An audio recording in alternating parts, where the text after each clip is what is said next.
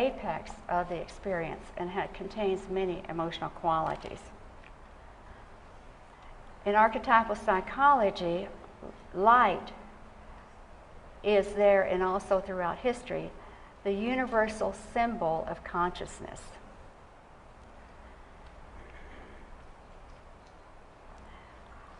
Plato described the light in his near-death experience. That's definitely worth reading. It's in Book 10 of the Republic. The Tibetan Book of Great Liberation calls the light the self-originating clear light that is eternally unborn, shining forth within one's own light mind.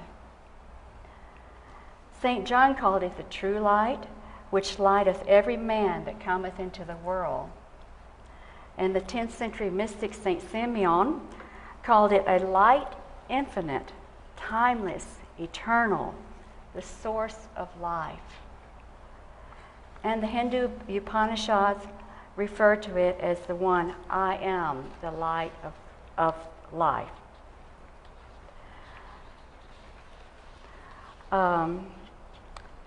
So the light of consciousness is there historically.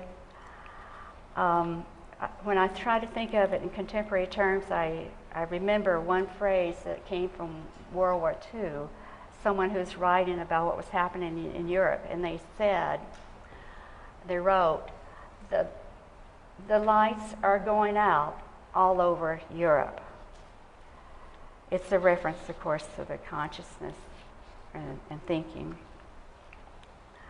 The next archetype is in near-death experiences, as well as some other psychic events, is the archetype of out-of-body travel. This is an ancient archetype. It's found in ancient cave drawings in Europe. It's widely rooted in religious accounts throughout the world, in which consciousness ascends from the body. Some people equate consciousness with soul also. And it's found in Egypt, where there's drawings of the soul hovering above the physical body. It's found in China in the Taoist tradition. In Japan, the soul separates from the body. And writers in this country have written on the subject, such as Robert Monroe and Emanuel Swedenborg. And of course, that is the subject of the AWARE project, the study of, or the attempt to validate scientifically that the consciousness does exist apart from the body. Other archetypes present in near-death events is the archetype of love and fear. By that I mean archetypes are two-sided. On one side is the love, the other is the fear. And that is understandable when you look at the fact that we do have both present in some near-death experiences. Then we have the archetype of judgment. The judgment seems to vary from period to period. In ancient Egypt, we have the drawings of the scales of justice, where the newly deceased person is presented in front of some scales, and there's a feather on one side, and the person's heart must be as light as that feather. Well, in current day near-death Western experiences in this country, the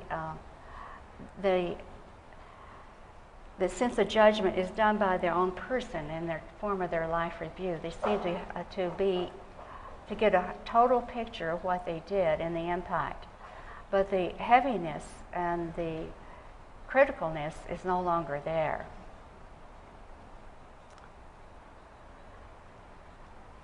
And also, we have the border archetype that's present. I refer to the